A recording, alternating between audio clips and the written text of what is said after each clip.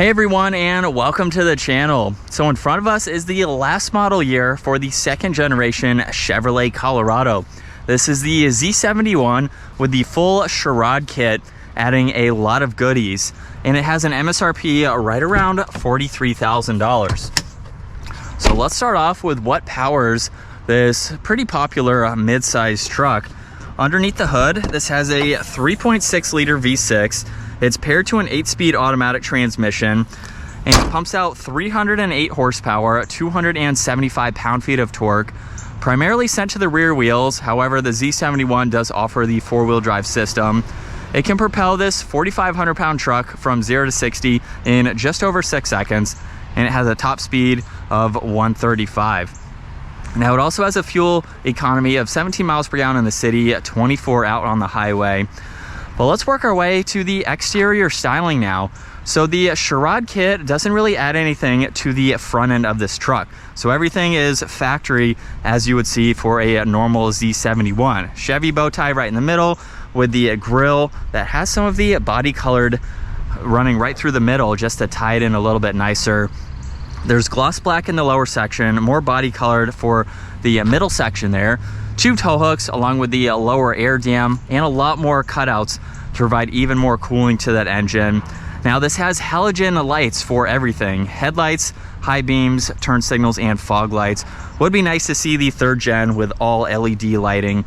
And then there's some very nice lines that come down the hood. As we work our way to the side, this is where you're going to see some of the changes with that lift kit, or the kit in general. It has the Ready lift kit, which is about a 3-inch lift. We have 285 55/20s, so right around a 33-inch tire with the two-tone design for those wheels, and the pocket style fender flares, which poke out a good bit. The side steps are also added just to make it easier to enter and exit. There's gloss black for the side mirrors. It's even on the door handles too, so it ties it in very nicely. And then some gray lines that run down the side. There's one in the lower side skirt area there. This truck has the 5-foot bed too, so I think it's very proportional for all of the dimensions and how everything flows nicely. Now in the rear, Chevrolet is also stamped in the tailgate with the gloss black overlays. There's the backup camera.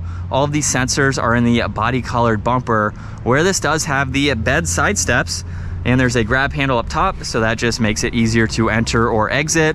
And this truck can even tow right around 7,600 pounds with a payload capacity of 1,500. Pretty capable for a mid-sized pickup truck. It has the soft opening tailgate with the full spray and bed liner and a few tie-down hooks. It would be nice to see more areas where you can attach. We basically just have the 4. Maybe some of these areas can be popped out and you can put in other attachments, but you have a pretty deep bed, so you can haul around whatever items you need for the day. As we work our way to the interior, the door panel has a nice two-tone design to it. There's some storage pockets where you can place some other items. There's a logo on the side sill there. And then part of the package is the leather seats with all of the white stitching. Now for a mid-sized truck, not a whole lot of storage for the interior of the cab. However, you do get some hidden space underneath the seat. So just lift it up, and that goes from one side all the way to the other, so you can put in some items as needed. Now there's no storage behind these seats, which would be nice to see, but you can fold these seats down. So if you need this way for whatever reason, or you want to fold the headrest down, you can easily do that. At 5'10", it's pretty easy to get into the back. I do have plenty of room. There's auxiliaries in the middle. There's even an armrest with 2 additional cup holders, and you have the sliding rear glass, so you can open and close that as needed. And as far as headroom, I have about an inch or so above my head. It's a mid-sized truck, but it's still doable to have full-size adults in the back. Now the front door panel is just like the rear, a lot more storage space, all of the window adjustments, some trim accents too. And then same design for these front seats, which are manual and automatic. So there's a few adjustments for each of those. And hopping into this truck now, steering wheel is covered in solid leather. On the left side, all of the cruise control and heated steering wheel adjustments. Right side is for the gauge cluster, and this even has volume adjustments and tuning behind both sides. Now for this Z71, we have the ZR2, which is the next highest trim level. Still gets the turnkey, which is interesting to see. So by inserting that, let's go ahead and bring this to life. And looking at the gauge cluster, on the left side is the tach, right side is the miles per hour.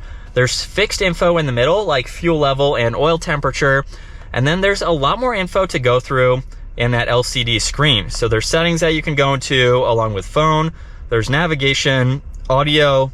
You have some various information and icons that you can scroll through just to monitor and keep an eye on. And then the last one is the home icon. So it shows you your miles per hour and your range until empty.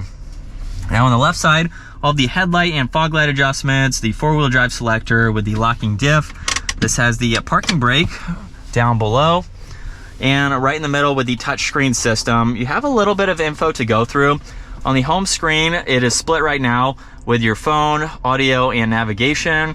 And there's other settings like Apple CarPlay, Android Auto, your climate adjustments, some other apps that you can go into as needed. There's even shortcuts in the lower section. So if you are not on that screen, you can quickly get into it to go to whatever you need to.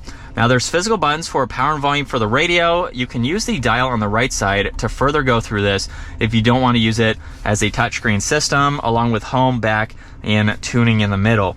This does not have a dual zone climate system. So the left side is just temperature and power. Right side is auto and the temperature. And then you can easily see how you want to adjust that in the middle. Now in the lower section, all these toggles are for traction control along with the lane keeping assist, parking sensors, the trailering mode, there's a downhill assist control, and then even a cargo light where the third brake light is. So if you're using this at nighttime, you can see in the bed. This does have heated seats. You can heat the entire seat or just the upper section. A little bit of storage in the middle along with down below and the rest of the auxiliaries. And then there's two cup holders in the center. By putting this into reverse, you will see the backup camera appear along with the guidelines, just depending on what you need for the day. There's drive, even a low range gear, and you can shift using plus and minus on the side.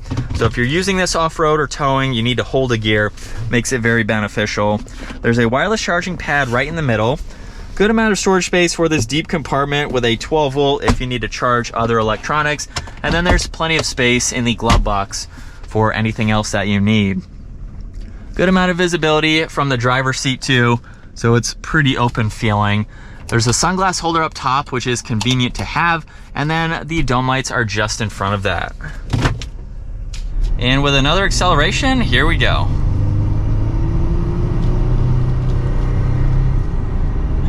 And light on the accelerator, we're up to speed. So I do like the power output for this truck. It doesn't seem underpowered at all. So it has a good, healthy power plant for it. And again, at 40 grand, it's a nice interior. When you do compare it to some of the other competition, you know, there's plastic in here, which is gonna be seen across the board, just in some different areas. But it's a nice interior, pretty simple, not a whole lot going on. So if you need a truck, you don't need a lot of tech, you don't really need much. It's a good combination between the two. Everything's laid out well, and it gives you what you need to make this a good daily driver. And it's pretty roomy too, so you can put passengers in the back, you can put in whatever items you need to, bed space.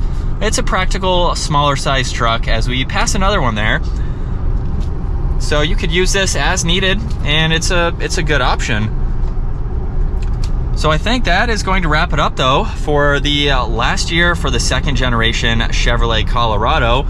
I am excited to see the third generation, but if you don't like some of the exterior design elements, some of the other changes that have been put on the third gen, second gen is a good option to go with, and this is the last year that you will be able to get one.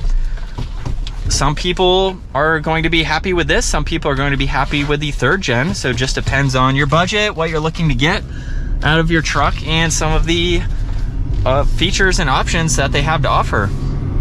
So for the second generation, Chevy has had it for a long time. It's definitely time for a change. It's been the same truck for quite some time. So this is the last year that you can get it if this is something that you like and you are happy with going with. But if you enjoyed today's video, give it a huge thumbs up. check out Carolina Auto Direct. Their website is down in the description below, and consider subscribing to our channel so you guys don't miss out on our daily uploads, and I will see you all in the next video.